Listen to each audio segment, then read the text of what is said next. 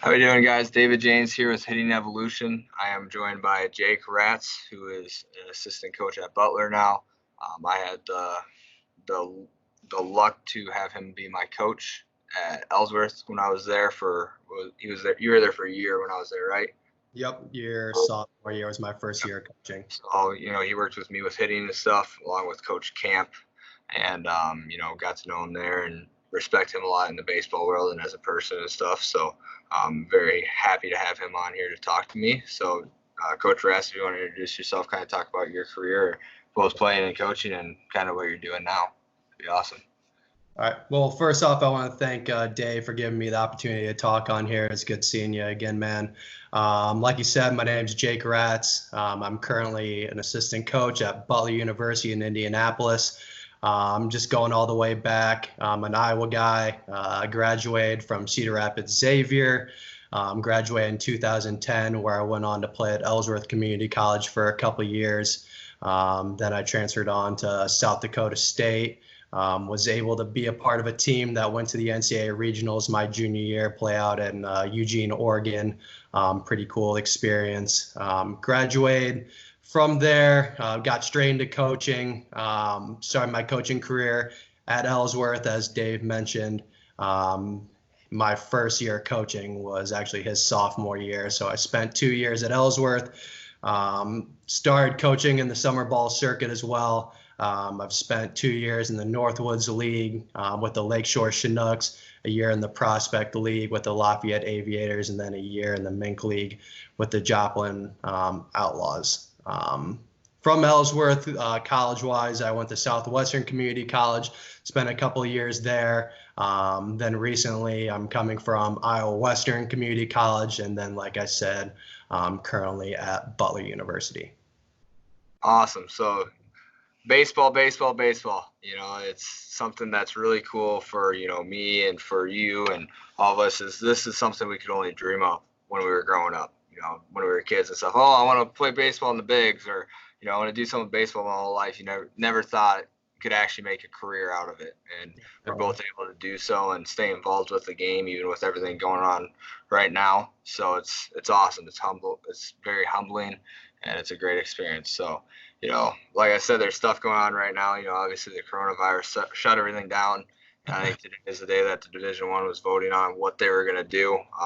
We talked a little bit beforehand. You just said you haven't heard anything for sure yet. But what are you doing to kind of handle that with your guys and stuff? Obviously you're at university, so you can't really do much, but what's it look like for you for next year? It's just tough. Obviously you feel for all the guys, especially seniors that got their last year taken away from them. Hopefully the NCAA is able to work something out. Everything I've heard is seniors will get a year of eligibility back.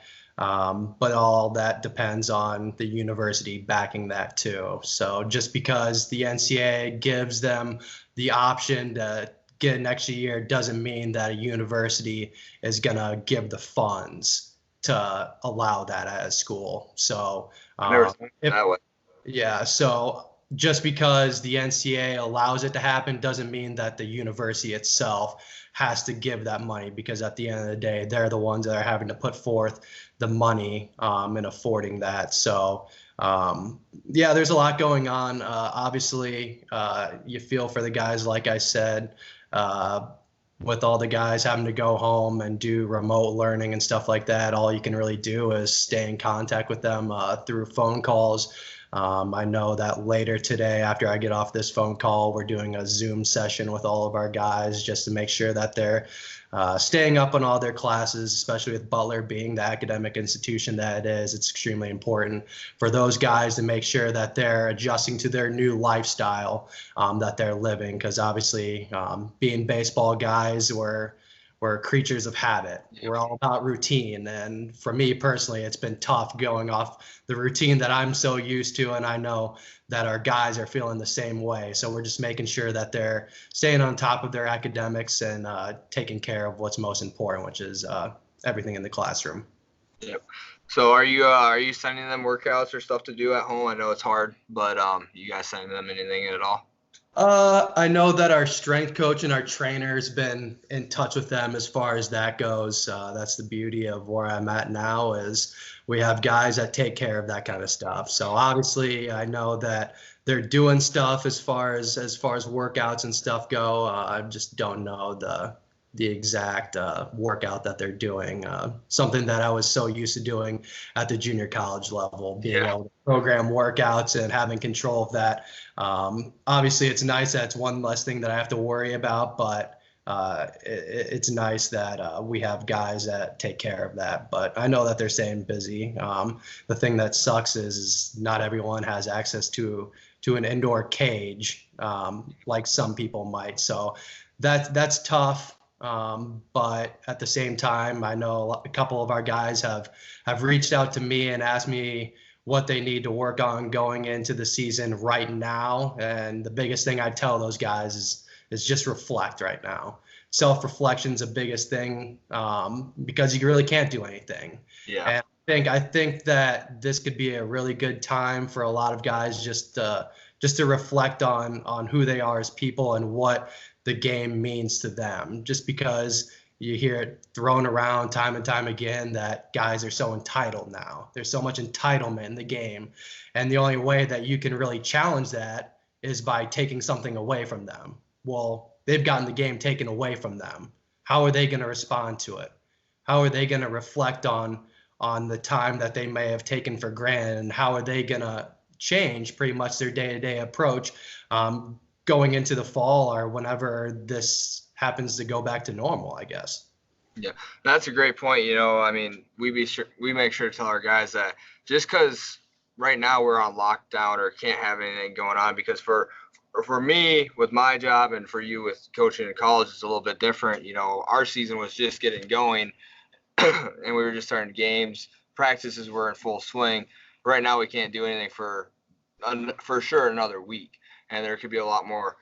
We make sure to tell our guys, hey, just because we're in this down spout where we can't do anything, that doesn't mean you don't put in work and you just sit on the couch and you eat a bunch of food, you get lazy and you get out of shape. We still have a season to get ready for, and I just compare it to a rain delay for them a lot because it's nothing you can control. You get ready, and then it's 17 degrees and it's raining out, and you can't play. But you're absolutely right with reflecting and realizing what the game really means to you, because you're right there. I agree. There is a lot of entitlement in the game right now. And I'm sorry if that offends anybody, but if it offends you, it's probably something you need to hear then. People just take the game for granted.